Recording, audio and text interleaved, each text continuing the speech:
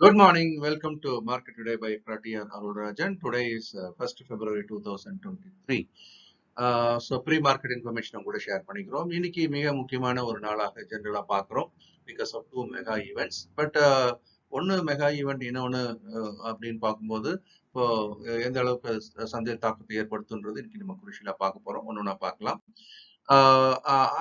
அமெரிக்க மார்க்கெட்டை பொறுத்த வரைக்கும் நேற்றுக்கு இரவு அது முடியும் போது மிக வலிமையான ஒரு ஏற்றத்தில் முடிஞ்சிருக்கிறத நம்ம பார்க்குறோம். Tau Jones 1.09%, S&P 500 1.46, Nasdaq 1.67. இந்த மாதிரி நாஸ்டாக் ஒரு நாள் 1% கீழே, ஒரு நாள் 1% மேல அப்படின்னு ரொம்ப பெரிய அளவில் மேலும் கீழும் நகர்ந்துகிட்டு இருக்கிறத நம்ம பார்த்துட்டு இருக்கிறோம். இருந்தாலும் ஓவராலா பாசிட்டிவா முடிஞ்சிருக்கிற இந்த நிலைமையில ஏஷியன் மார்க்கெட்ஸ் அப்படின்னு பார்த்தீங்கன்னா இது வந்து ஒரு மிக்ஸ்டு கிரவுண்ட் அப்படின்னு நம்ம பார்க்குறோம்.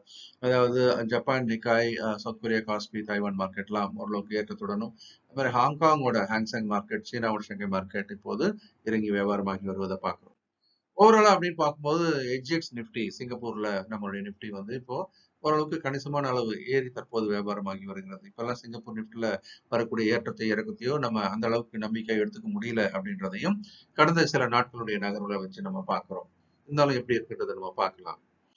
அடுத்து நிப்டியினுடைய நிலைமை அப்படின்னு பார்க்கும்போது இப்போ 17,150 முக்கிய சப்போர்ட் ஆகும், 17,850 முக்கியமான ரெசிஸ்டன்ஸ் வச்சிருந்தோம். அதோட மிட் பாயிண்ட்ல தான் இவ்வளவு நாள் இருந்தது இல்லையா, 17,450 இந்த ரேஞ்ச் மிட் பாயிண்ட்டை கொண்டு நகர்ந்துட்டு இருந்த இந்த நிலைமையில இப்போ வந்து இந்த அப்பர் எண்டை நோக்கி நகர்ந்து வருது. நேற்றுக்கு அப்படின்னு பாத்தீங்கன்னா இப்போ 17,650 இந்த லெவல கிட்ட வந்திருக்கு. இன்னைக்கு பட்ஜெட் 100 பாயிண்ட் கிட்டத்தட்ட மேல உயர்ந்து தோங்குற ஒரு நிலைமையில 750 அந்த நிலைமை கிட்ட போகலாம். இன்னும் பட்ஜெட் பட்ஜெட்ல பாசிட்டிவ் அப்படின்னு நம்ம பேசுறதுக்கு ரொம்ப வாய்ப்புகள் குறைவு. அதாவது பாசிட்டிவ் நெகட்டிவ் ரெண்டுமே சொல்றதுக்கான வாய்ப்புகள் குறைவு. ஏன்னா எல்லாமே ஜிஎஸ்டில தான் டேக்ஸ் ரிலேட்டடா வந்துடும். ஒன்லி இன்கம் டேக்ஸ் சம்பந்தமா ஏதாவது தகவல் இருந்தாலும் மற்றபடி இது கொள்கை ரீதியான ஒரு கூட்டமாக தான் இருக்க போகுது. ஓகே, ஸோ ஒருவேளை அது 17,800 இன்னைக்கு பிரேக் பண்ணி க்ளோசிங் பேசிஸ்ல மேல உட்கார்ந்தால் அடுத்த கட்டமாக 18,050 அண்ட் 18,000 இது முக்கிய தடையிலையா இருக்கிறத பாக்குறோம். அப்ப நம்ம இந்த இடத்துல கொஞ்சம் மாற்றி போடுவோம். கீழே சப்போர்ட்டை 17,450க்கு கொண்டு வந்துருவோம். மேல 18,100 மாத்திக்கலாம். ஓவரால் மேக்ரோ எக்கனாமிக்கல் ஃபேக்டர்ஸ் அப்படின்னு நம்ம பார்க்கும்போது 10-year பாண்ட் ஈல்டு வந்து 3.5% பெரிய மாற்றம் இல்லை.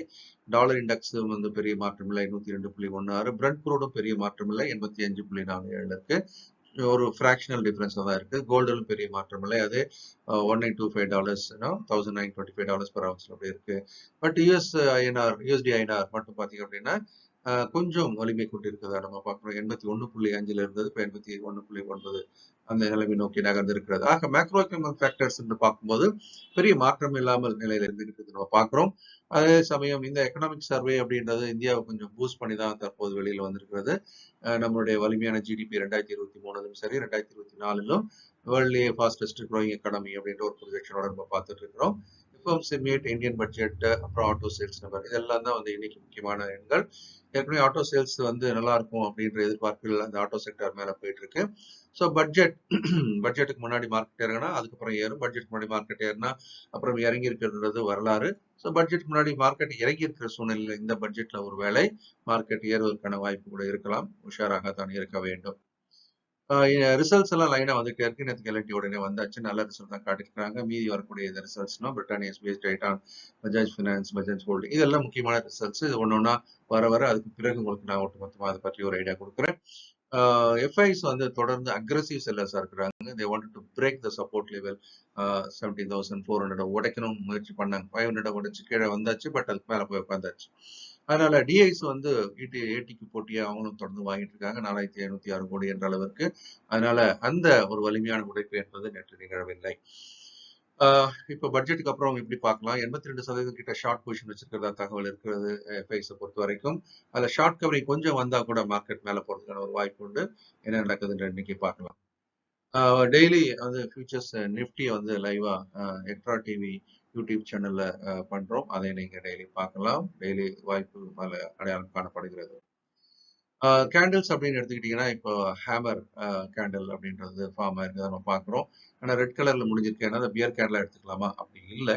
இதுவும் வந்து என்ன நம்ம சொல்லணும், இது வந்து ஒரு பாசிட்டிவான ஒரு சூழலை தான் எடுத்துக்கிறோம். இன்னைக்கு ஒரு கேப் அப் வேற இருக்குது.